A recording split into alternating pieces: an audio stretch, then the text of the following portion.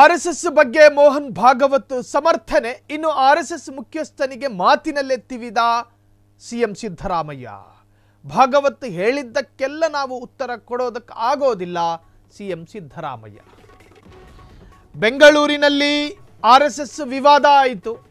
ಅದೇ ಬೆಂಗಳೂರಿಗೆ ಬಂದ ಸರಸಂಘ ಚಾಲಕ ಮೋಹನ್ ಭಾಗವತ್ ಉಪನ್ಯಾಸದ ಹೆಸರಿನಲ್ಲಿ ಸಾಕಷ್ಟು ಉತ್ತರಗಳನ್ನು ಕೊಟ್ಟು ಹೋಗಿದ್ದಾರೆ. ಆ ಉತ್ತರಗಳ ಜೊತೆಗೆ ಒಂದಷ್ಟು ಪ್ರಶ್ನೆಗಳನ್ನು ಕೂಡ ರಾಜ್ಯಕ್ಕೆ ಹಾಕಿ ಹೋಗಿದ್ದಾರೆ ಸರಸಂಘ ಚಾಲಕ ಮೋಹನ್ ಭಾಗವತ್.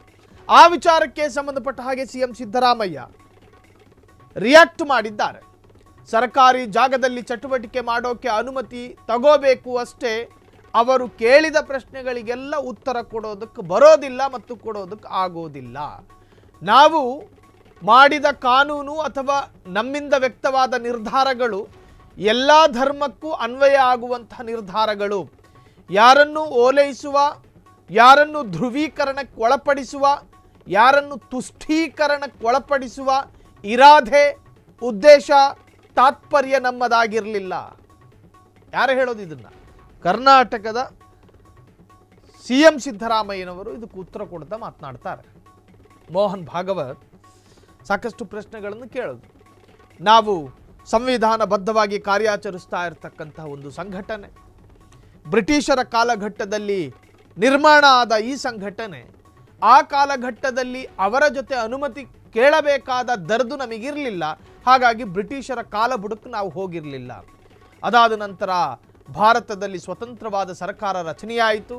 ಆ ರಚನೆಯಾದ ಸರ್ಕಾರ ಒಂದು ಸಂಘಟನೆ ಕಡ್ಡಾಯವಾಗಿ ಅನುಮತಿ ಪಡೆಯಬೇಕು ಅನ್ನೋ ನಿಯಮಗಳನ್ನು ತರದಲೆ ನಮ್ಮನ್ನು ಕಟ್ಟಿ ಹಾಕಿದ್ರು. ಅರ್ಥಾತ್ ಆ ತರಹದೊಂದು ನಿಯಮ ಇಲ್ಲದೇ ಇದ್ದ ಕಾರಣ ನಾವು ರಿಜಿಸ್ಟರ್ ಮಾಡಿಕೊಂಡಿಲ್ಲ.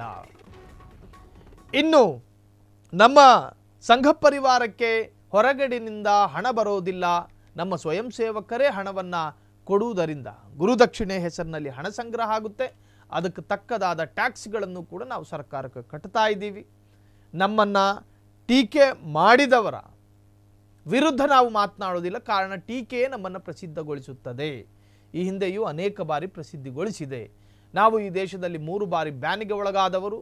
ಅದರರ್ಥ ನಮ್ಮನ್ನು ಯಾರೋ ಗುರುತಿಸುತ್ತಿದ್ದಾರೆ, ನಮ್ಮನ್ನು ಯಾರೋ ಗಮನಿಸುತ್ತಿದ್ದಾರೆ, ನಮ್ಮ ಚಟುವಟಿಕೆಗಳ ಬಗ್ಗೆ ಗಮನ ಹರಿಸುತ್ತಿದ್ದಾರೆ, ನಮ್ಮ ಮೇಲೆ ಆಸಕ್ತಿ ತೋರಿಸುತ್ತಿದ್ದಾರೆ, ನಾವೊಂದು ಆಕರ್ಷಣೀಯವಾದ ವಸ್ತು, ಹಾಗಾಗಿ ಎಲ್ಲರೂ ನಮ್ಮನ್ನು ಗಮನಿಸುತ್ತಿದ್ದಾರೆ ಅಂತ ಹೇಳಿ ಪ್ರತಿಯೊಂದು ಮಾತನ್ನು ಕೂಡ ಧನಾತ್ಮಕವಾಗಿಯೇ ಎಳೆದೊಯ್ದರು ಮೋಹನ್ ಭಾಗವತ್. ಅದಕ್ಕೆ ಉತ್ತರಿಸುತ್ತಾ ಸಿಎಂ ಸಿದ್ದರಾಮಯ್ಯ ಅವರ ಪ್ರಶ್ನೆಗಳಿಗೆಲ್ಲ ನಾವು ಉತ್ತರ ಕೊಡಬೇಕಾಗಿಲ್ಲ. ನಮ್ಮ ನಿಯಮಗಳು ಪ್ರತಿ ಧರ್ಮ, ಪ್ರತಿ ಸಮುದಾಯ, ಪ್ರತಿ ಜಾತಿ, ಪ್ರತಿ ಕುಲಕ್ಕೂ ಕೂಡ ಅನ್ವಯಿಸುವಂತಹದ್ದು. ಹಾಗಾಗಿ ಒಬ್ಬರನ್ನು ಟಾರ್ಗೆಟ್ ಮಾಡುವ ಪ್ರಶ್ನೆಯೇ ನಮ್ಮಿಂದ ವ್ಯಕ್ತವಾಗಿಲ್ಲ ಅಂತ ಹೇಳಿ ಸಿಎಂ ಸಿದ್ದರಾಮಯ್ಯ ಖಡಕ್ ಉತ್ತರವನ್ನು ಕೊಟ್ಟಿದ್ದಾರೆ.